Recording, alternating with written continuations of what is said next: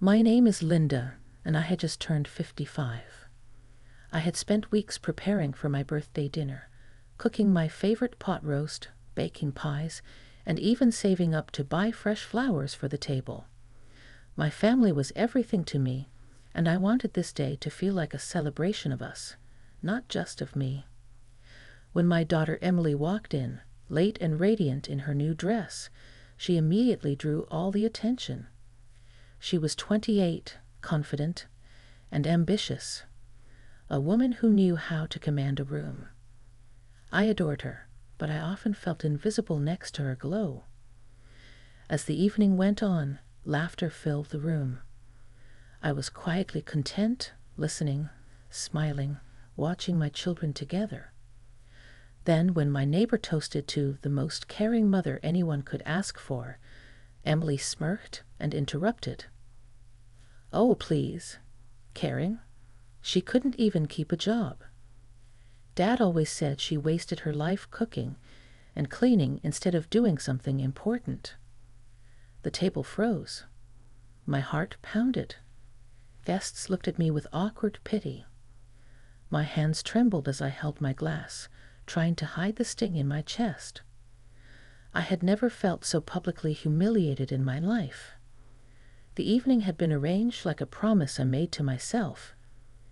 If I could gather everyone I loved in one room, if I could feed them until they were drowsy and smiling, maybe the ache of the past few years would ease.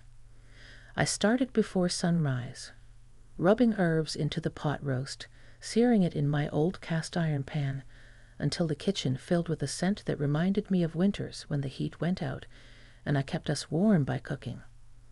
The dining room was set with the good plates I'd only used on holidays.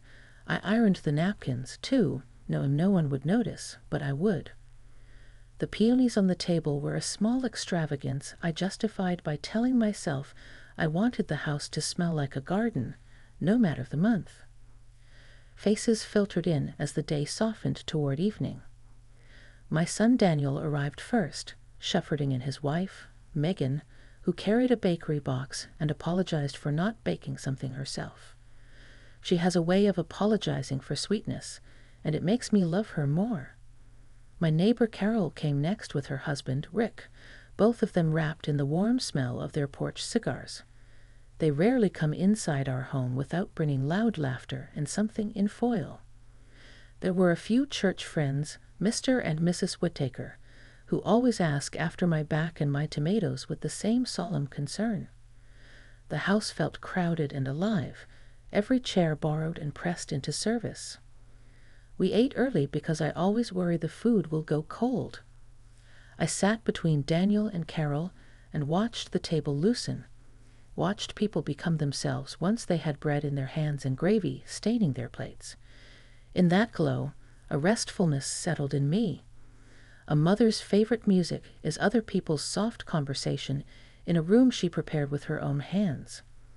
My mind kept drifting to Emily, who texted an hour before, running late because of one last email. The tone of that message was pure Emily. Brisk, confident, punctuated with a crown emoji she uses not out of irony but out of habit. I have saved, in a small tin in the top cabinet, the notes she wrote me as a child. "Mom, you are the beast in purple marker." But that tin feels like it belongs to someone else's life, someone I visit like a museum exhibit and then leave, worse for remembering. When the door finally opened and she stepped in, every head turned the way wheat bends toward a gust. She wore a pearl-colored dress that skimmed her shoulders and made her look like a woman stepping out of a magazine. Her hair, dark, glossy, the same shade as when I braided it for second-grade picture day, was pulled into a sleek knot. She kissed the air near my cheek, careful not to smudge her lipstick, and placed a gift on the sideboard with a performative clatter that said, "See? I came and I brought something expensive." Emily is not cruel by nature. She is precise. She believes in excellence the way other people believe in prayer, and she is convinced excellence will save her from the kind of softness that once cost her father his patience and our family its ease. Traffic, she said, loosening her coat from her shoulders so that everyone had to rise, rearrange the chairs, adjust. But I made it. You made it, I echoed, and I tried to make my smile reach my eyes. I am always trying to reach my daughter with my expressions, as if I can send a message along a line from my face to hers. I am proud. I am here. I will stay. Dinner carried on. Emily told a story about a proposal she was drafting for her firm, how a team of senior partners had tossed around her phrases in a conference room with floor-to-ceiling glass. People laughed at her timing and admired her polished certainty. She knows how to make a narrative land. She pulls back just before it's too much and then drops a line like a gift. Daniel nodded along, though I saw him watching me, the way he always does when his sister fills a space. Megan refilled people's water and passed me the rolls first, as if she could shore me up with small gestures. Between the main course and pie, Carol stood up in a rustle of bracelets. Her toasts are usually an easy, joking thing. Roasts, really. But this time her eyes softened. She raised her glass toward me. "To Linda," she said, and her voice steadied the chatter around the table. "To the woman who feeds us all, who taught me how to fix a zipper and how to forgive.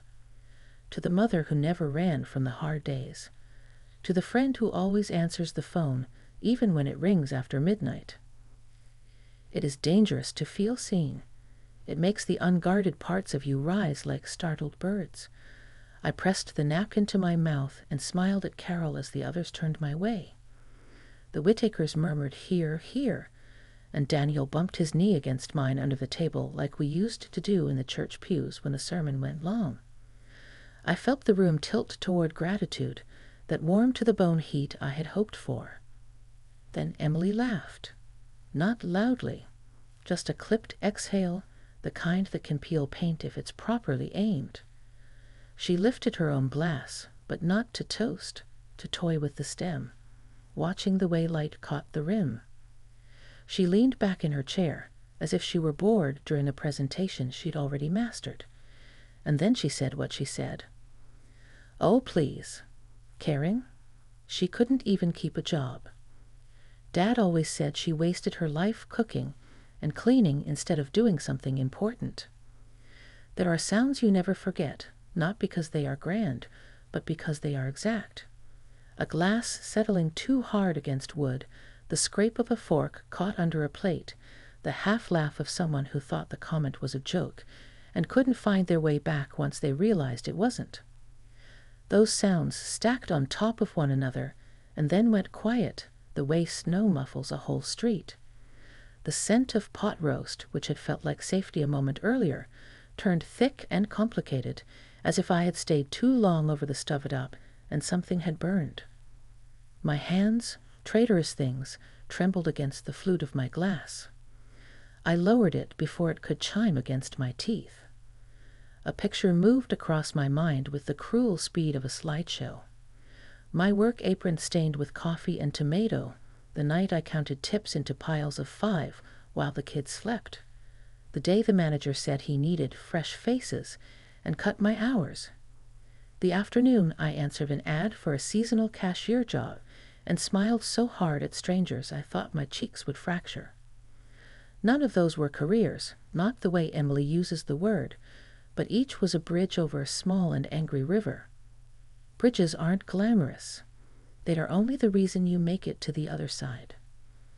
I did not look at Daniel, though I felt the air around him change, as if he had reached out, under the table, across years, and taken hold of something. Megan's fingers stilled where they worried the edge of her napkin. Carol's mouth pinched into an expression I recognized from PTA meetings when someone crossed a line and forgot there were mothers in the room. Mr. Whittaker coughed once, the polite Midwestern signal for "No, ma'am." All of that flickered at the edges of my sight. At the center was my daughter, perfectly composed, the room's attention pooled around her like light. Important. The word bruised more than the rest. I have taught myself not to keep a ledger, but there it was, opened against my will. Lunches packed and field trips chaperoned, the way I learned to hem jeans by watching videos late at night, so Emily could feel beautiful in 7th grade, even when we couldn't afford the version every girl at school wore. The time I traded my winter coat at a consignment shop for the blue blazer Emily said she had to have for debate. On the day her father left, he did not pack silently. He moved through the house like it was a joke he had grown tired of telling. Emily was 16 and chose him without saying the words, the way a person chooses a city by memorizing its streets. That is not a crime. A child always looks for the person who promises the larger life. But some promises rot. M, I said, because a mother says her child's name first, to make a soft place to land. The syllable stuck. I cleared my throat, and even that sounded like a plea. This is. What? She tilted her head, fox innocent in a way that made her look younger and merciless at once. We're all adults here. We can call things what they are. What they are. The words ticked like a clock on a courtroom wall. The temptation rose in me like heat to say everything I had swallowed, to lay it out piece by piece, until even she could not pretend not to see. But there is a difference between truth and a public unburdening. One is a light, the other can be a fire. And this was my table, my one beautiful table with peonies leaning over the bowls like kind women. Carol's chair creaked. Emily, she said carefully, your mother is. Carol. Emily cut in with a sweet smile that did not reach her eyes. You've always been very protective. I get it. But let's not rewrite history because it's her birthday. She gestured toward me with an open palm, a courtroom flourish. She stayed home. She made casseroles. I'm not shaming that. I'm saying it's not. You know. It's not exactly. She searched for the word and found the one that would slice cleanly. Ambition. The room shifted, a collective recalculation of what kindness required. Daniel's voice came from a depth he rarely uses. That's enough. He didn't thunder. He set the words down like a weight you couldn't pick up without showing your strength. Megan touched his wrist, and he stopped, not because he was wrong, but because they share a language of restraint. I focused on the peonies. The petals had gone a little translucent in the heat of the room. I remembered planting them the year after my divorce, believing flowers that return without being asked are a kind of faith. Every spring they rise without drama, simply because it is time. That is the kind of ambition I know, not the climb, but the return. I took a breath and found that my lungs preferred the old discipline of silence, the one I practiced when the kids were small, and our house was a bruise we were learning to live inside. You can be right and still ruin a night. You can be hurt and still refuse to become the person who hurts back. I did not raise my glass. I did not lower it either. I held it there, a small, shaking lighthouse. No one moved.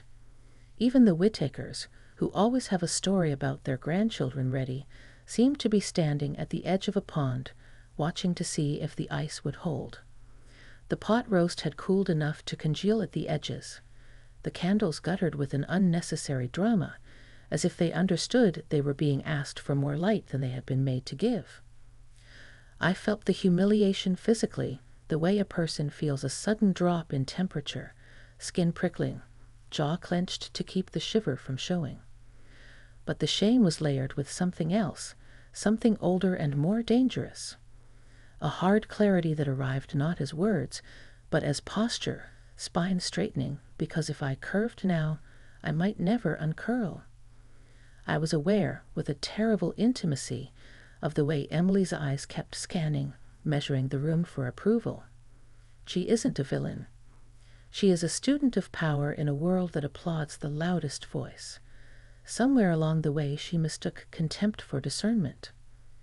I thought of the tin in the cabinet, the purple marker notes, the way she used to fall asleep with her head on my lap during tornado warnings while the weather radio chattered.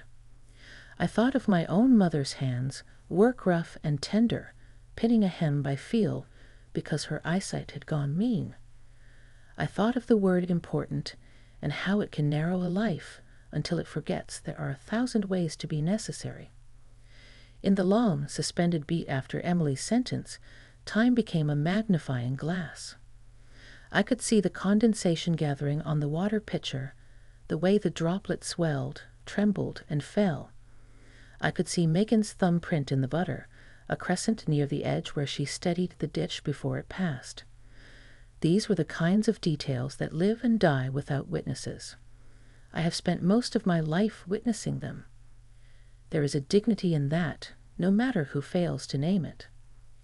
The silence reached its breaking point but did not shatter. It stretched, thin and shimmering, demanding that someone be the first to breathe. And still I sat, glass in hand, every nerve taut as wire, feeling the eyes on me and the heat in my face, and the way a single sentence can turn a celebration into a trial with no recess and no judge, only a jury of people who love you, suddenly unsure what loving requires. I held the moment because there was nowhere else for it to go. After dinner, I slipped into the kitchen to catch my breath. The door's soft swing gave me a brief illusion of privacy, just a sliver of quiet between the clink of flatware outside and the hum of the refrigerator within. The overhead light was a little too bright, the kind that exposes crumbs you missed on the counter and fingerprints on the faucet. I set my glass in the sink and turned on the tap, letting the water run until steam curled up like a veil I could hide behind. I wanted to cry but held it back the way you hold back a sneeze in church, jaw locked, shoulders tight, a small tremor in the ribs. Emily's words were still in the room with me, sitting there on the counter like a forgotten knife. I took the dish soap and squeezed a line along the sponge until it foamed. The lemon scent rose sharp and clean, almost medicinal. I washed 3 plates I could have thrown into the dishwasher because I needed the rhythm, needed a task that agreed to end, if I just kept at it. Somewhere in the dining room a chair scraped, and someone cleared their throat as if they were about to argue with the radio. I told myself the noise was normal, that nothing had changed, that you could not undo a mother's life with one sentence, no matter how well aimed. Don't let her words destroy you, Linda. Everyone here knows the truth, Carol whispered, sliding in as if she'd been sent or had appointed herself. She closed the door with her hip and stood beside me, hands braced on the edge of the counter like a boxer catching breath between rounds. Her bangles made the faintest music when she adjusted her stance. She had been at my side for PTA bake sales and divorce paperwork and the stupid yard sale where I priced things 10 cents too low because I wanted them gone. She's never needed an invitation to my kitchen. I nodded so I wouldn't have to open my mouth. I'd learned long ago that tears like to sprint through open doors. Carol took a dry towel and began wiping the plates I placed in the rack. She didn't look at me directly, which I appreciated. The mercy of a person who will not chase your eyes when you are fragile is a rare and proper thing. It's not new, I said finally, surprised by the sand in my voice. The way she thinks. I tried to tell myself she'd grow out of it, that she'd soften once I stopped. Once she what? Once she found the one thing that teaches a person humility? I refused to finish that sentence. I wouldn't summon some cruel proof from the world just to balance a scale. Once she sees a bigger picture, Carol supplied gently. It'll come. The faucet hissed and calmed. I shut it off and leaned the sponge against the dish cradle. Without the white noise of water, the kitchen seemed too intimate, the silence a stage light on my thoughts. I traced a wet finger along the rim of a plate and watched the line disappear. I gave up my career, I said, more to the cabinets than to her. The words sounded theatrical even to me, a horn blast in a quiet street, but I kept going because it was the truest name for what had happened. I was halfway through the paralegal certification. Remember? I used to take the bus to night classes 3 times a week, bring flashcards to Daniel's soccer practices. The plan was to intern with Nolan and West over on Maple. Paul said it would be good for us. 2 incomes, maybe a smaller house payment if we refinanced. And then, right when the courses got hard enough to make me proud, he left. I looked at the calendar and the kids and the unemployment line, and the only thing that made sense was to shelve the classes and take whatever shifts paid cash and tips. You did what mothers do, Carol said. You became a bridge. I smiled at that in spite of myself, because she knew me well enough to use my language. Bridges get walked on, I said, not bitter, just accounting. I worked the diner from evening to close, 10, sometimes midnight if there was a late rush, then got up at 5 to pack lunches. I learned to mend because Emily didn't want hand-me-downs that looked like hand-me-downs. I taught myself to braid clean center parts because in the 6th grade, she cried in the bathroom the day the gym teacher made them run laps and sweat glued her flyaways to her forehead. I bought her a blue blazer for debate with grocery money and told the landlord I'd be late on rent because there are things you pay on time even when you can't. When the car's starter died in January, I walked to the diner in my son's oversized boots, 2 pairs of socks bunched under my toes. I got there with red ankles and a face so windburned a regular thought I had a fever and told me to go home. You didn't? Carol said, not asking. I didn't. I said. I made coffee for a man who always asked for a mug so hot it could sterilize a scalpel. I learned to lift the pot with my sleeve. A sigh traveled out of me, thin and tired. I don't say any of that to audition for sainthood. Everyone does something hard. It matters that she knows those years weren't a fudge of time. They were building, brick by brick, and I'm told she looked at it tonight and saw a shed. Carol slid another plate into the cabinet, then reached for my hand. She's 28, Linda. 28 can be a loud age. It mistakes volume for clarity. She is ambitious, yes, but that's only a map of fear turned inside out. You know how Paul talked. He divided the world into ladders and said only a fool sits on the ground and claps. She heard that on repeat for years. It's no wonder she thinks clapping is surrender. I let the truth of that sit, because the fairness in it was a kind of relief. Compassion doesn't absolve, it explains. Emily learned a particular grammar of worth. She internalized it like children memorize the routes of their neighborhood, by walking them daily, seeing which streets the grown-ups avoid, which houses have tidy hedges, which porches hold a rocking chair the color of authority. Paul, his suits molded around him like he'd been poured into them, his phone buzzing through dinners, his laugh a touch too close to a bark, believed the world only nodded for one kind of success. He liked to point out the janitor's cart and tell me that's what happens when you settle. He never understood how many kingdoms have been saved by a woman who knows which shelf holds the extra light bulbs. I can picture it, I said softly. Emily, listening at the top of the stairs to him on the phone, bragging about a sale, the cadence of certainty. How easy it must have been to think the sound of triumph is the same as truth, and to fear anything that sounds different, Carol added. I reached into the dish rack, plucked out a fork, and dried it even though it didn't need drying. Why does it still surprise me, I asked, that the thing I sacrificed is the exact thing I'm being measured against? As if the absence I chose for them is proof I never had it.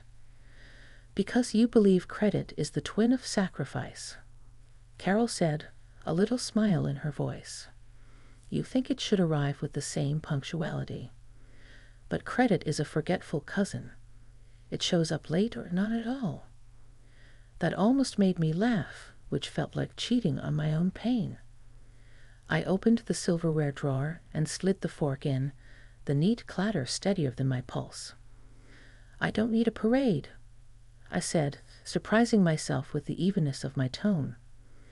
"I just need my daughter to call a bridge, to say, 'You did not waste your life. You chose us.' Compassion is a muscle. It doesn't build in silence." I took a sip of water to see if that would quiet the ache. It didn't, but it rinsed my mouth of the metallic taste humiliation leaves behind. I pressed my palms on the cool counter and watched the kitchen clock heave its fat second hand forward.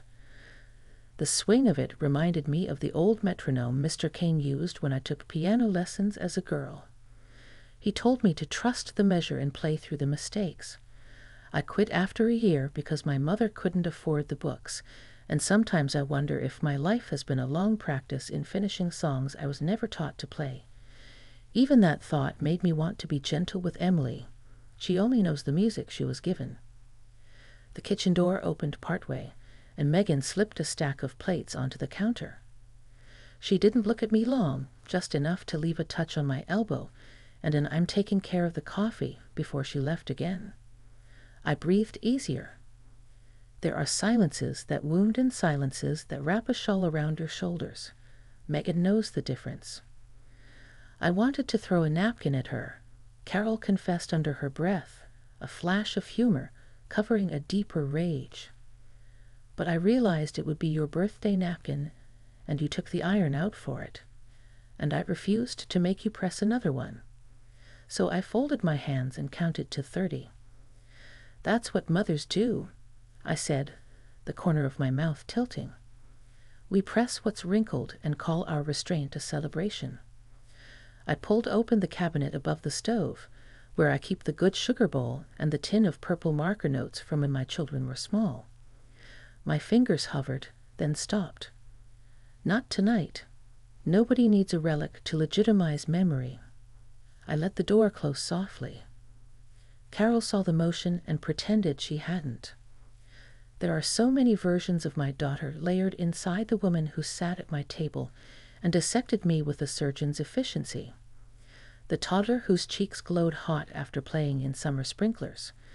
The 7th grader who stayed up past midnight copying lines from a book about Abigail Adams. The high school senior who practiced handshake pressure on me because confidence is in the palm, Mom. I can hold those girls and still acknowledge the adult who spoke tonight. Coping requires the whole catalog, not selective nostalgia. Maybe I should have corrected her, I said. Not with a tantrum, just a sentence that held. Something like, "Emily, the world is made mostly of casseroles and carpool and mended hymns, and civilization is still here. If I wasted my life, tell me how you got fed." And yet I couldn't. I didn't want to burn the room down to warm myself for 5 seconds. "That restraint is not nothing," Carol said. "It's a skill that doesn't trend on the internet, but it keeps houses intact." I moved to the stove and began to cover the pot roast with foil, sealing the edges carefully.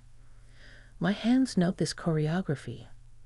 Open, tug, fold, smooth. The hiss of the foil pulling off the box was oddly satisfying. The roast had given its best. It was time to put it to bed.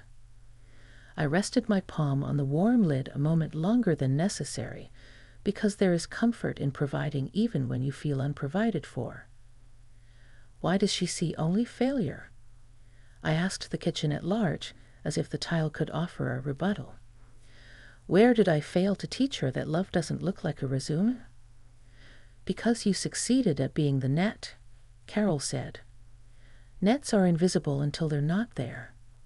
She has never lived a day when you weren't under her. It made her brave, but it also let her mistake the air for her own invention." I let that in. It didn't heal anything, but it explained the wound's shape. In that understanding, some of my anger softened into something truer, sorrow, maybe, or the ache a woman feels when she realizes part of her life's work is to be misunderstood by the person it was for.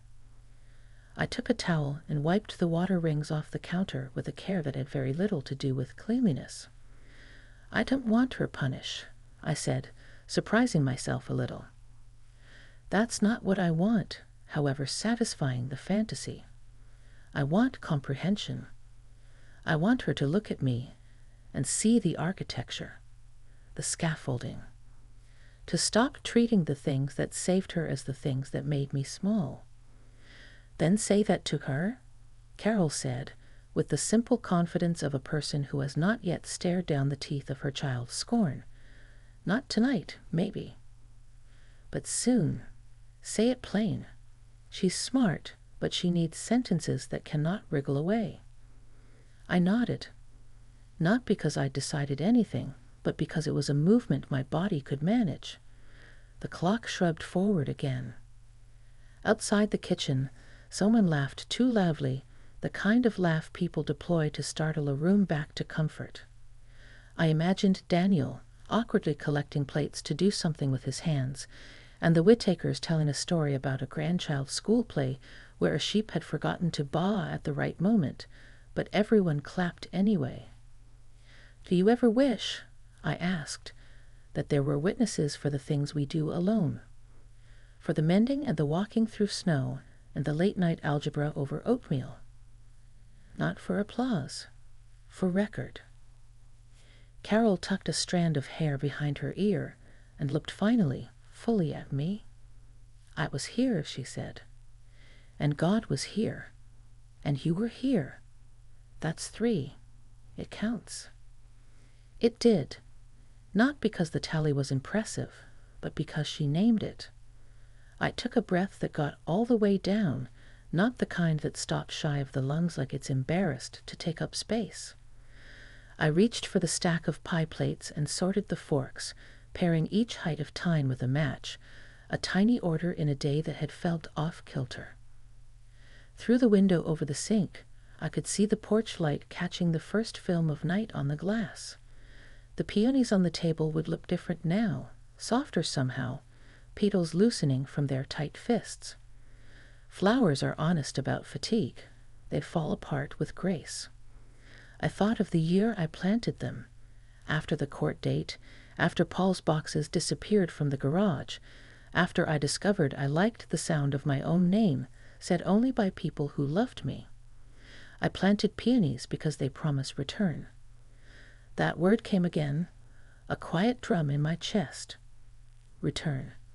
Not ambition, perhaps. Not the world's word. Mine.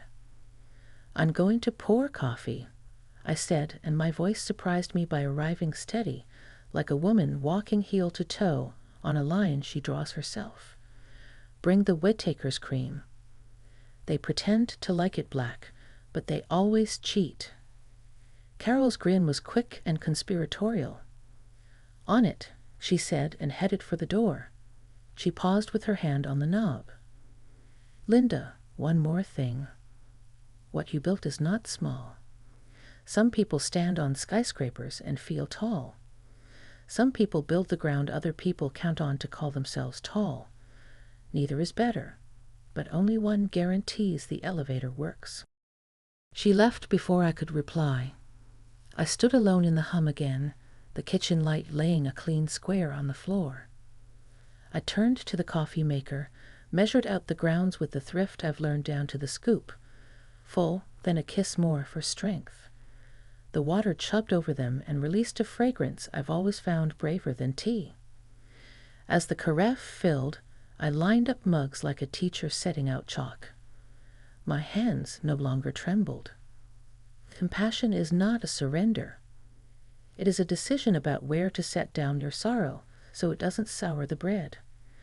I placed the sugar bowl in the center of the tray and added spoons, listening to their neat, bright clink. When I lifted the tray, its weight registered honest in my arms, neither light nor heavy, simply what it was. I carried it toward the door, toward the people, toward a world that keeps arriving even when you've been publicly made small, and I told myself, like an oath, like a prayer, that I would keep returning, brick by brick, until even my daughter could see the house. Hours later, the house had the hushed, temporary order of a stage after the curtain falls. The platters were washed and stacked like a chorus at attention. The peonies lowered their pink heads as if they, too, were exhausted by performance. Only the clock in the hallway refused to be tired. It knocked each second through the dark like a patient carpenter. I had folded the good tablecloth, aligning the corners until the fabric listened. The work steadied me. Work always has. I was sitting on the edge of the sofa, the seat that gives a mother the highest sightline to a room, when the living room door cracked open and Emily pushed through it. She didn't so much enter as break the membrane between one world and another. Her face had shed its party sheen. Her eyes were swollen around the edges, makeup pooled into fine shadows like rivers drying in a drought. The line of her mouth, always curated, had collapsed into honesty. "Mom," she said, and the single word didn't know where to land. My boss called. I didn't move, not yet. I measured the distance between us like a builder considering whether a being could carry weight. At this hour?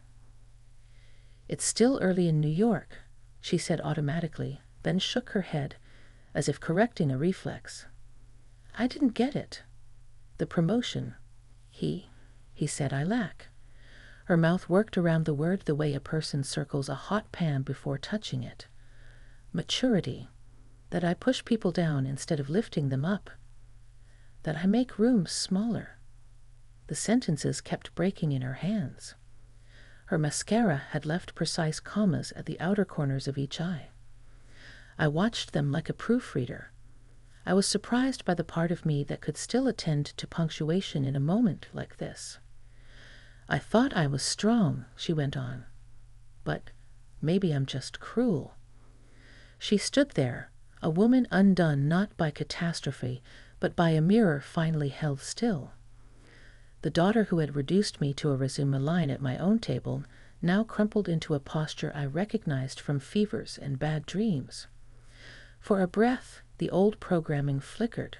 Go to her, smooth, hush. But something in me had shifted its weight.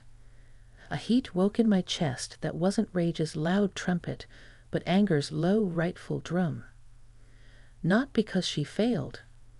Failure is ordinary, sometimes useful. My anger rose because she finally tasted the bitterness she'd been pouring into my cup for years and had the shock to call it bitter. She had thought, perhaps, that the world would always prefer her volume, that it would confuse her force for light. Now, a man with a title and a budget had named the shape of her shadow, and she was startled to find it matched. I set my hands flat on my knees to keep them from either reaching out or clenching. "Sit," I said, and the word surprised me with its timbre. It was not soft. It was not unkind. It did not offer a couch. It made a bench. She sat opposite me, perching instead of landing. For the first time all evening, she looked small in her perfect dress, as if the seams had lost authority. She stared at a point just above my shoulder, the spot people choose when they want to speak without being seen. The lamp beside us hummed a little, the way cheap lamps confess their wiring. It was intimate and faintly accusatory. "What happened?" I asked. I kept the question narrow on purpose, a channel that might carry truth rather than performance. "They had a 360 review," she said. "Peers, direct reports, clients. He said they admire my outcomes but dread my process. That I bulldoze. That I act like people are furniture." I let the words settle. Furniture. I thought of my own good chair, the one with the faint fray at the arm where Daniel, as a boy, had picked at the fabric while reading. Furniture holds. It does not argue. It takes the weight and says nothing. A person who turns others into furniture does not live in a home. She lives in a showroom of her own reflection. "And you came to tell me this," I said, "at midnight on my birthday." She flinched. "I didn't mean. I needed. She caught herself on the edge of a childish sentence. I needed my mother. The words were present, startled by their own audacity, but she didn't let them out. Pride dragged the bolt again. For years I have been generous with context, even when context cut me. I could have padded the moment with a dozen explanations. Her father's ladders, her industry's cruelty, the way a girl learns early that smiles are currency, and scorn a shield. My mind offered all of them up like a dealer laying out cards. But my anger, clear and sober, pushed them back in the deck. There's a time to interpret and a time to name. When you said what you said at dinner, I began, you did not speak as if you lacked maturity. You spoke as if you owned truth. You held up your father's idea of importance and pressed it to my forehead like a brand. You wanted the room to choose between your city and my kitchen, as if those are opposites instead of a single house. Her jaw tightened. The old argument gathered behind her teeth, the one that starts with "Mom, you're being dramatic," and ends with "This is how the world works." She didn't deliver it. Maybe she was tired. Maybe she sensed the air had changed and old scripts would sound shrill here. "You think your boss is wrong?" I asked. She blinked, caught. She looked down at her hands. The manicure that had looked like armor earlier now seemed like delicate shells. "No," she said, so quietly I almost missed it. "I think he's accurate." The truth emerged and sat between us, a guest who had been invited late and came without a bottle but with good manners. It was not triumphant. It didn't need to be. It had waited years for an open chair. I felt the anger move through me with purpose, gathering itself around a spine instead of a fist. "There is a way to be strong," I said, "that builds, and a way to be strong that breaks. Tonight you celebrated breaking and called it candor." She made a small sound. I thought I was being honest. "Honesty without kindness is assault," I said. "Honesty without humility is theater. You were performing superiority for a room that had fed you. You mistook applause for permission." Her eyes snapped up at that, a flash of the old heat. "You think I wanted applause?" "I think you have been trained to need it," I said evenly. "I think you learned from someone, yes, from your father, that validation is a legal tender and that you must mint it yourself by diminishing whatever isn't you. And I think you have been spending that currency so fast that you did not notice the bill was counterfeit." She stared. The lamplight cut a clean bar across her cheekbone. For a heartbeat, I thought she might stand, lash back, leave. Instead, she exhaled, a harsh, unpretty sound that roamed the air. "He said," she murmured, almost to herself, "that leadership is measured not by how many people fear you, but by how many grow near you. He said I kept winning arguments and losing teams." Winning arguments and losing teams. The phrase pinned something in me to the wall. How many wins had I let her have? Small domestic contests she believed mattered, just to keep our team intact. How many times had I absorbed the edge of her voice so she could feel sharpened without cutting her future? "Do you remember," I asked, "when you were 11 and had to do that group science project? The one with the rubber band-powered car?" She blinked at the shift. Vaguely. "You came home furious because the 2 other girls wanted to decorate the poster while you built the car. You said they were useless. You said you wished you could put your name alone on the board because you were the only one who deserved the A. I told you leadership was not doing everything yourself. I told you to teach them how to wind the band and measure the distance. You rolled your eyes so hard I thought they'd detach." A corner of her mouth twitched. "I do remember." Then quieter. "We got an A, and Ms. Murphy wrote 'excellent collaboration' in the margin. I tore the note off before I took it home to Dad. You would have said the teacher was soft." But it wasn't soft, I said. It was adult. Adults know how to make other people larger. Children shrink the room to fit their own reach. Her shoulders hunched a little, like a woman suddenly cold. I don't know how to fix whatever I am. The sentence struck sparks in my anger.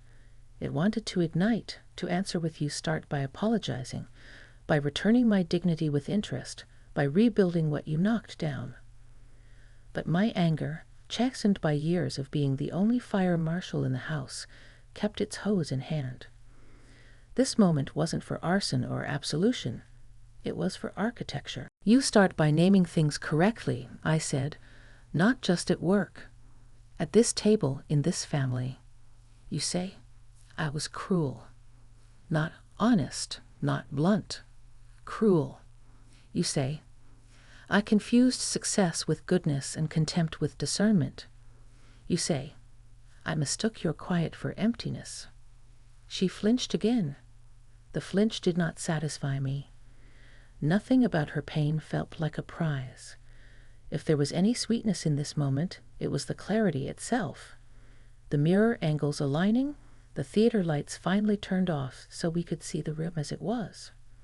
She leaned forward, elbows on her knees, hands laced so tightly the knuckles blanched.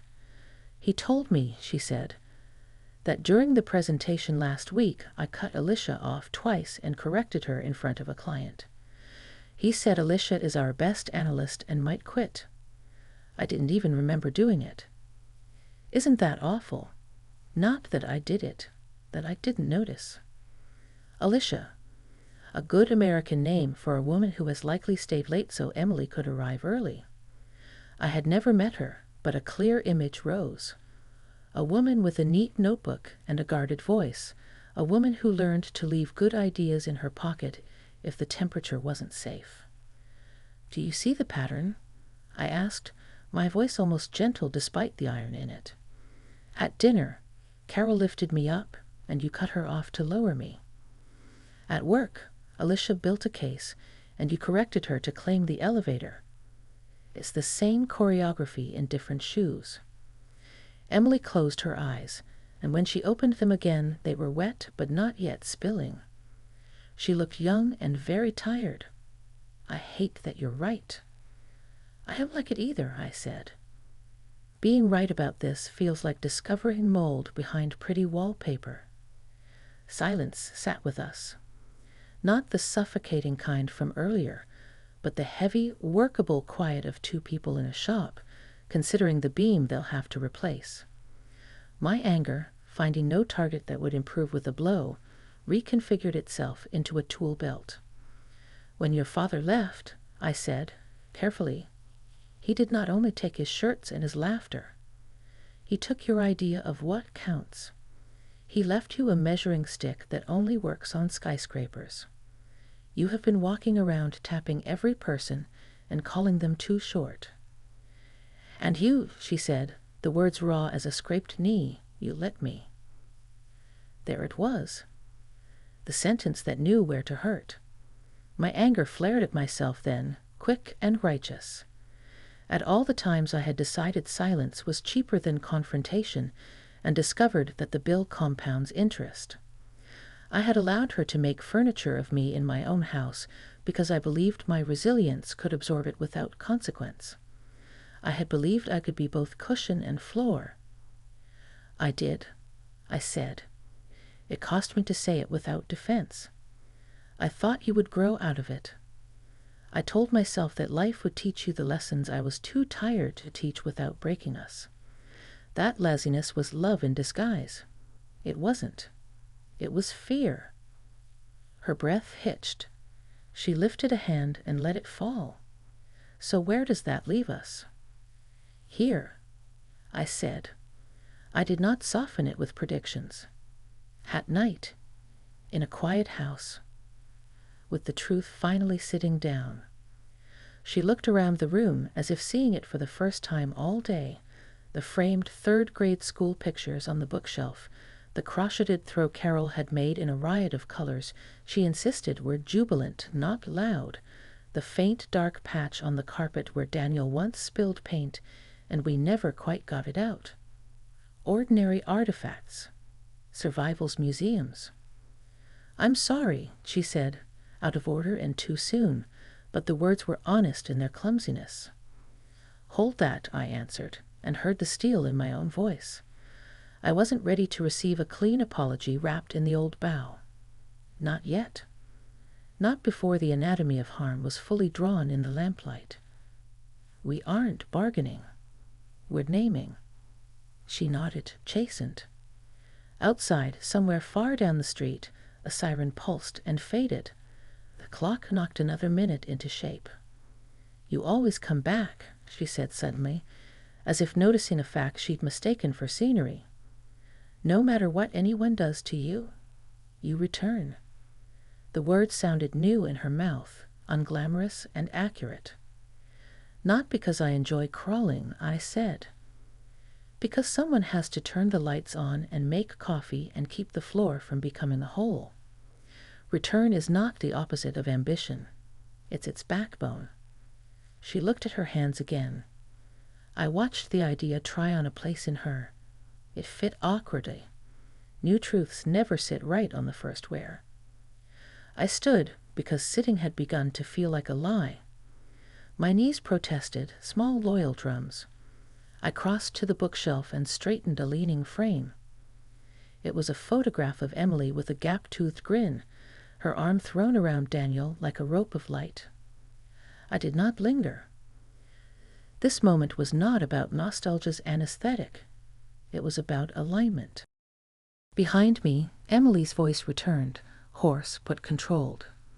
"I don't know how to talk differently." "Then practice," I said without turning. "Start with the word important.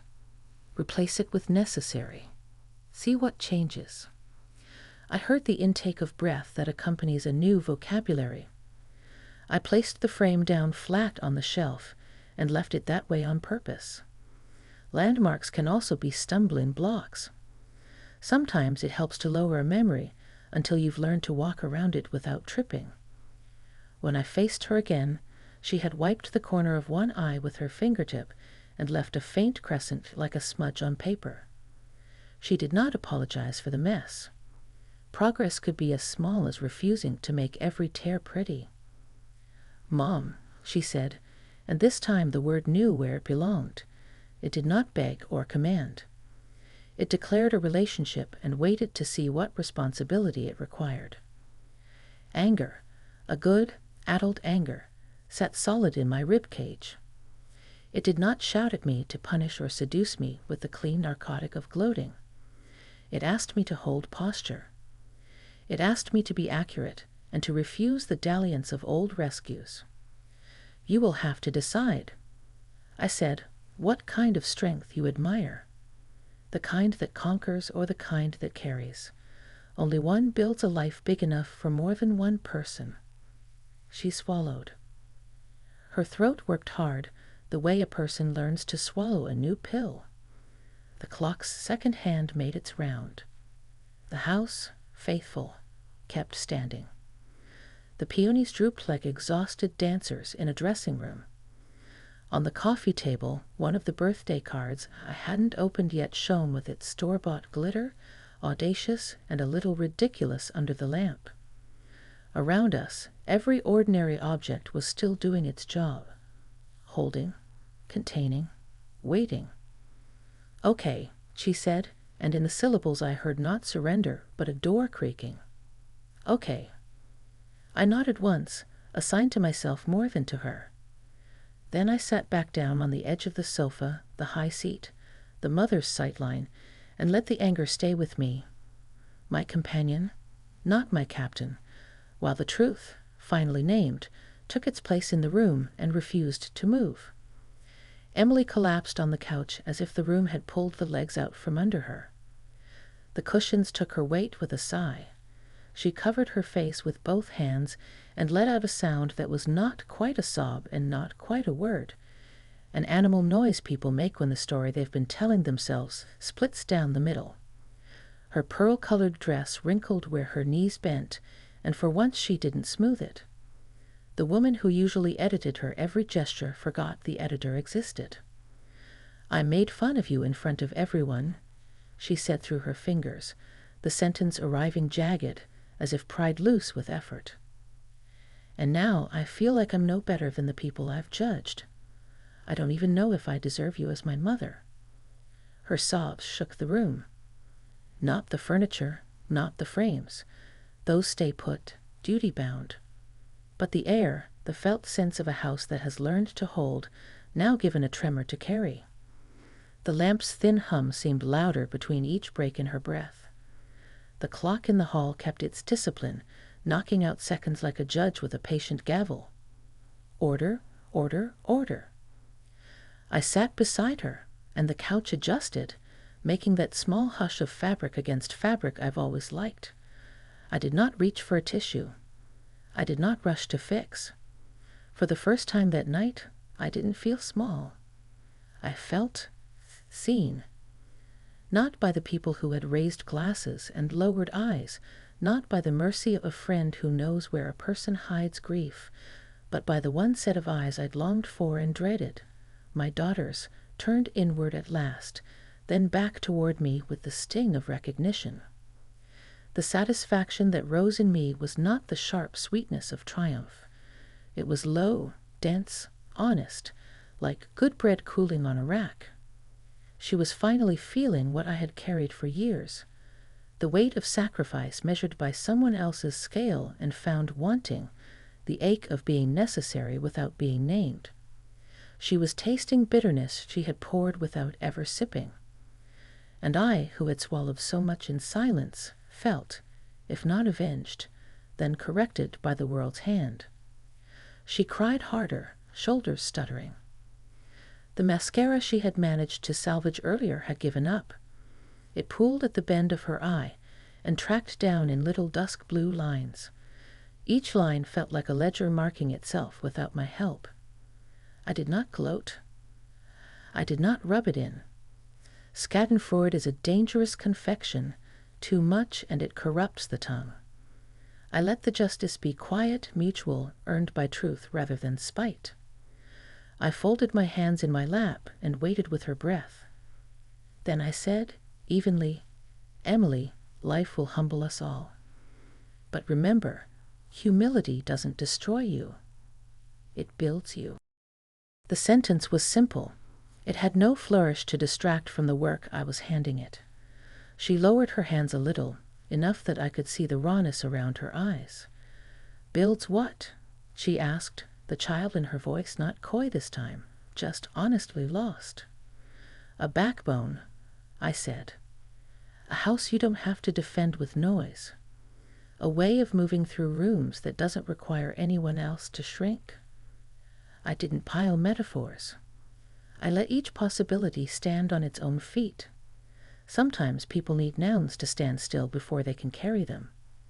She leaned forward until her elbows met her thighs, palms tented around her mouth.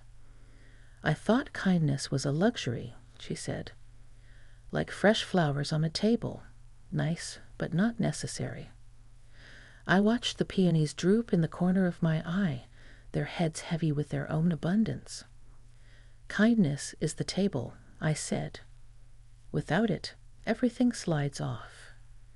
She cried into my shoulder then, not neatly, not with the performative grief of someone aware of their angles. She cried like a person who had found the edge of a cliff she'd been dancing on blindfolded. Her tears soaked the shoulder of my sweater, and I let them. A mother's clothes are archives. This stain would join other records, jam from little hands, paint from school projects, a scorch mark from fishing toast out too fast because Daniel was late for the bus. Humility, I thought, is the willingness to let another person leave proof on you without rushing for the stain remover. Her body was warm and shaking against mine. I felt the muscles in her back stutter and release, like a starter that finally catches. I put a hand between her shoulder blades, not patting, not shushing, just a steady presence where the spine decides its posture. "Breathe," I said softly. "All the way down. She did, and the exhale came out of her like a confession. Strange, the calm that arrived. It didn't sweep me. It settled. It didn't erase the wound. It laid a clean cloth over it so I could observe without flinching. The anger from earlier, which had stood up in me like a soldier, sat down. Not dismissed, brought to attention's end. In its place was a clarity that didn't need to be loud to be complete. Life had done the instruction I had postponed out of love and fear. It had brought a mirror when I only had the energy to hold a window. She hiccuped and let out a laugh that was more pain than humor. "God, I'm awful," she said into my sweater. "I came here in a dress that cost more than your grocery run and acted like I was the budget." "You came," I said. "That counts." She shook her head against my shoulder. I could feel the old habits, deflection, superiority, the reflex to sneer at vulnerability. Nosing around like dogs denied their usual treat. They found no purchase. Grief had salted the ground. Her hand gripped my sleeve as if humility were a material she could hold. I kept breathing with her. The house breathed, too, the way old houses do, settling, accommodating weather on the outside and weather within. Somewhere the heater clicked, decided, turned off. The quiet that followed was not empty. It was full of what had been said, and what would not be said for a while, because the truth needs a clear table to cool. Between us, the coffee on the table had gone lukewarm. A skin had formed that would break if I stirred it. I did not move for it.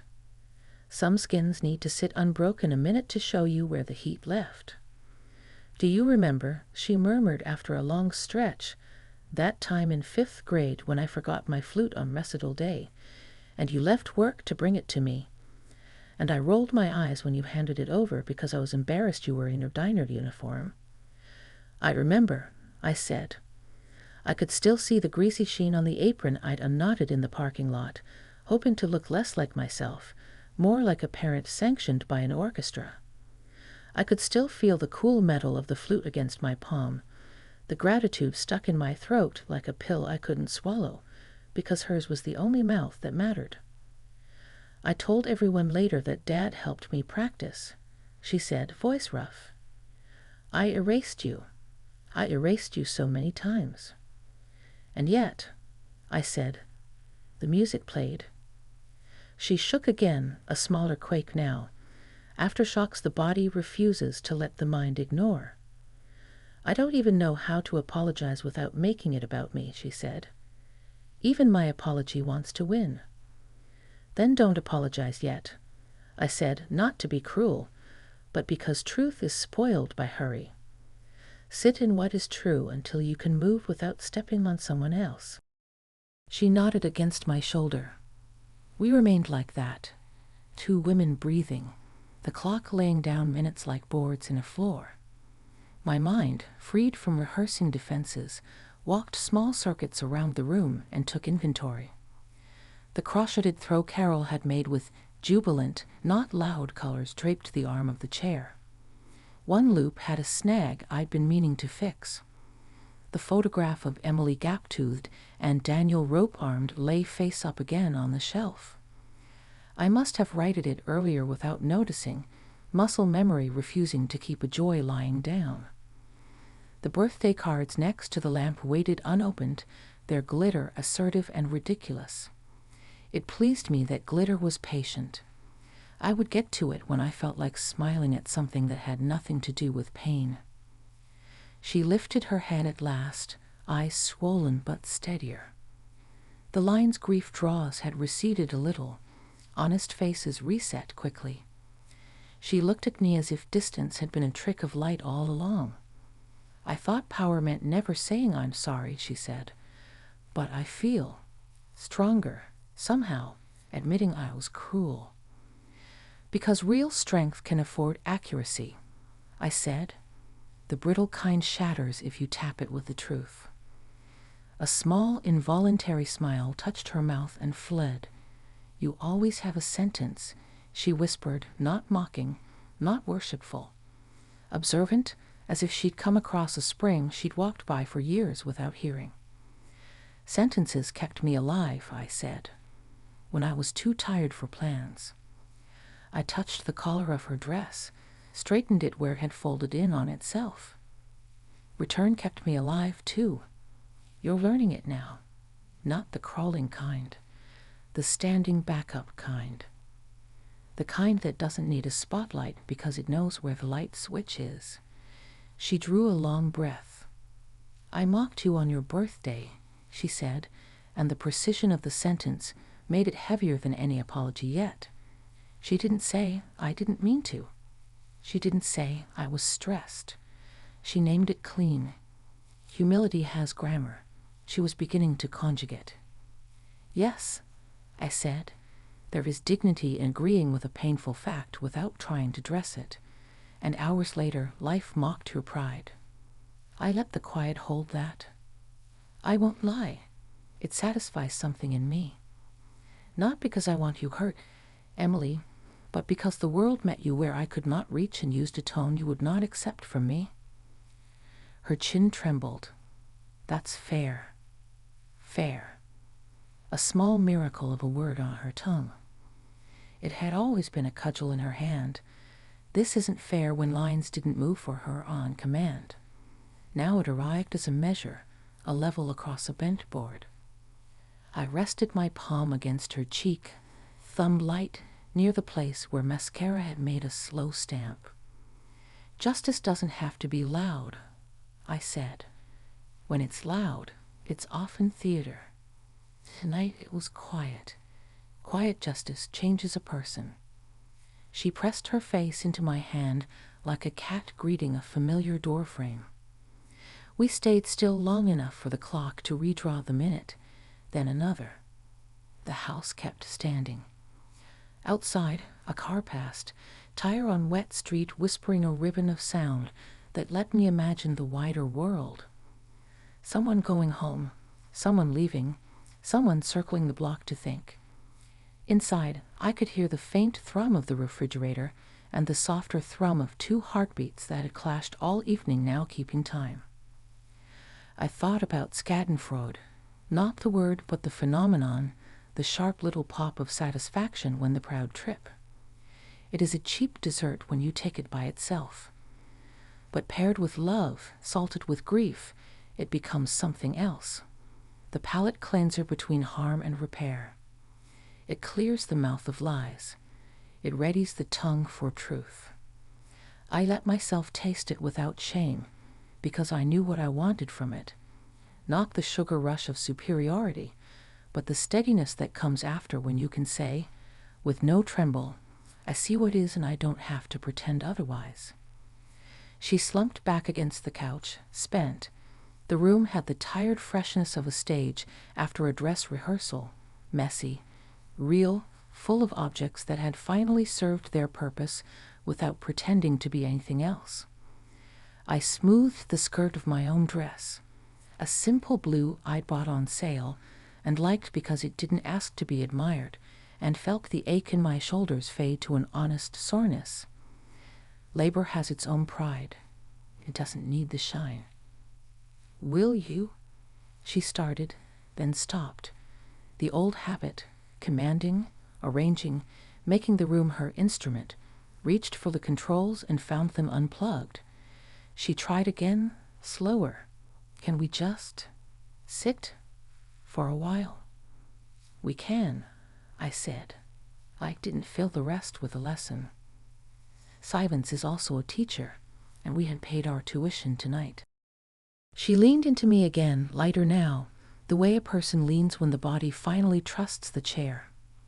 I let my head rest against hers, and we looked in the same direction, not at the future, not at a plan, but at the middle distance where breath evens and the chest loosens and a person can hear, over all the arguments, the modest working noises of a home that has weathered another storm. And though the wound still ached, public humiliation has a long half-life. I felt a deep, satisfying calm settle into the seams. It didn't ask me to forget. It did not bleach the evening to palatable beige. It layered itself over the memory like varnish, preserving the grain, revealing the pattern that had always been there. I had been necessary. I had built. I had returned. She had finally seen the architecture. She mocked me on my birthday. Hours later, life itself mocked her pride. Not with thunder, not with a fall from a high place into spectacle, but with a phone call and a mirror and the single unbearable fact of hearing her own tone in another person's mouth. That was justice enough, quiet, exact, and useful. I let it be so. I let it live in the room with us while we breathed and said nothing and allowed the night to do its relentless, generous work of moving forward one marked, measured second at a time.